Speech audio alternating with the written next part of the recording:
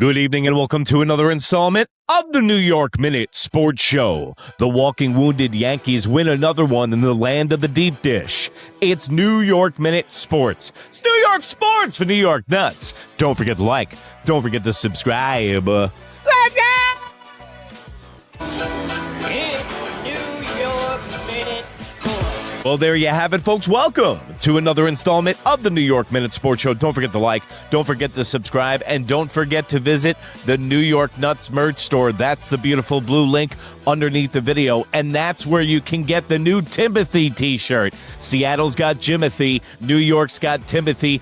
Get one while they last. But the New York Yankees win another one in Chicago. These guys are the walking wounded, and they're figuring out ways to win. And tonight, it was on the shoulders of Garrett Cole, who goes 6 innings, 4 hits, 2 walks, 7 strikeouts, and 99 pitches, and he looked like the old Garrett Cole. And you know what? The score, don't let it fool you, 3-2. This wasn't as close as the score indicates because the Chicago White Sox got a late 2-run home run off of Bednar, and that was the first blip in the radar that he's had in over 2 months because he's been one of the best closers in baseball. And Jason Dominguez has another hot game, 2 more hits to his total. Last night he had 2 hits. Even Trent Grisham showed up to work today, and even Schumann with the 2 RBIs. Now, this is my point.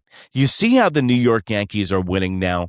They're winning with the reclamation projects. They're the island of misfit toys. And this leads me to the trade deadline. And I'm guilty of this myself. We've been talking about Mason Miller, full sale trades, Abrams, give me Luis Arraez from the San Francisco Giants. The list goes on and on of our Christmas in July list of people we want to come and save the New York Yankees for us. But guys, this episode's going to be a hard pill to swallow because I'm here to tell you the truth on New York Minute Sports, and I don't think help is on the way.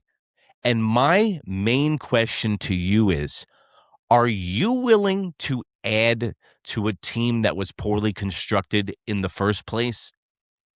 Like, are you willing to go all in and trade all the guys in the farm system to make a push for the World Series with this team this year? You know, in gambling, they use a term, some of the best bets you make are the ones that you don't place. And what I'm saying to the New York Yankees and the New York Nuts and the fans watching this show is, let's go all hands on deck.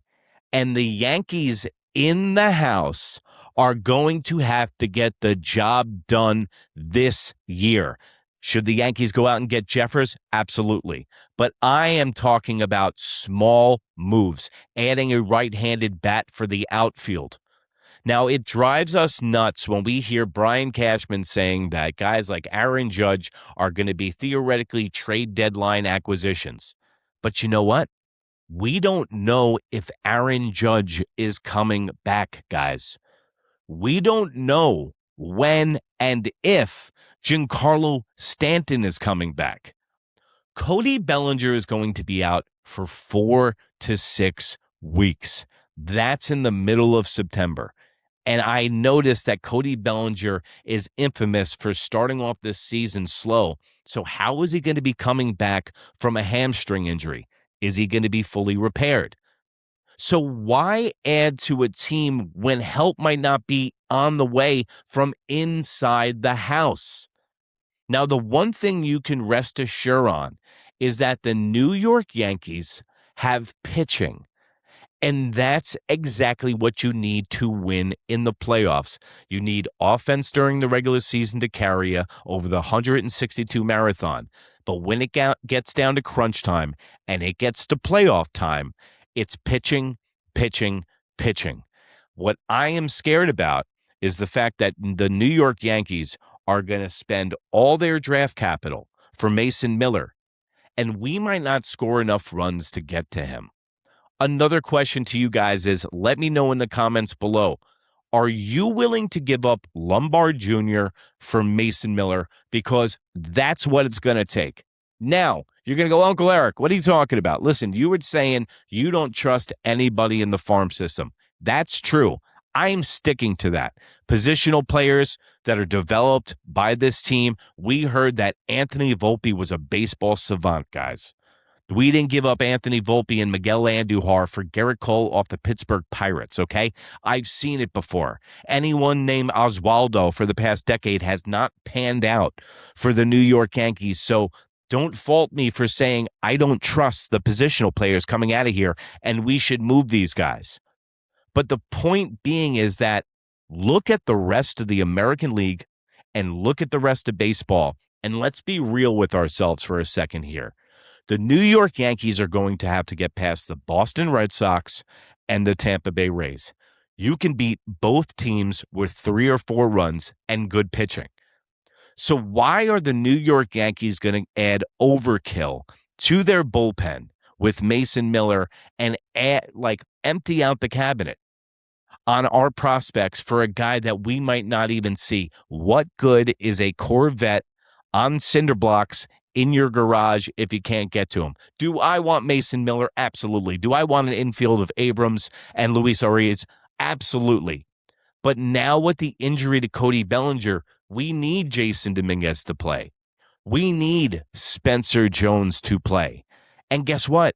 Now, this might be the best gift you get as a Brian Cashman hater. Because now this guy that was a used car salesman telling us about these guys like Anthony Volpe and Spencer Jones and the Martian Jason Dominguez, he's going to be stuck with them because he doesn't have any bullets in his gun for trades. So now Spencer Jones and Jason Dominguez are going to have to play in crunch time. They're not going to be traded away to somewhere like Arizona and just go out into obscurity. And they're going to go, what happened to that guy that used to play for the Yankees? Oh, yeah. Add him to the list and the trash heap of Brian Cashman prospects that went to other teams and did absolutely squat. But what I'm saying to you is that you have to take into consideration is that there's a strike next year. If there's a salary cap, if there's a lockout, what's the contracts going to look like? Are guys like Mason Miller, who has 3 years of control under his contract, is that going to change when they have the salary cap? Is that going to change the contracts of current players? So half the teams in Major League Baseball are weary about adding anybody due to the fact that there's not going to be baseball next year. So the small market teams are going to go with what's in-house. Then you have to take into consideration that everyone in Major League Baseball sucks this year, especially in the American League. Everybody in the Central is still in it. Why are they going to trade pieces off? Now, the reason that the New York Yankees will get a guy like Jeffers is because the Minnesota Twins have 2 prospects that they want to eventually play a catcher that are playing right now. They're carrying 3 catchers, the Twins. Jeffers is a free agent next year, so that's why he fits perfectly for the Yankees. And I think they can go get him with like tertiary AAA guys. But you got to remember all the guys on the New York Yankees that are falling off the books next year.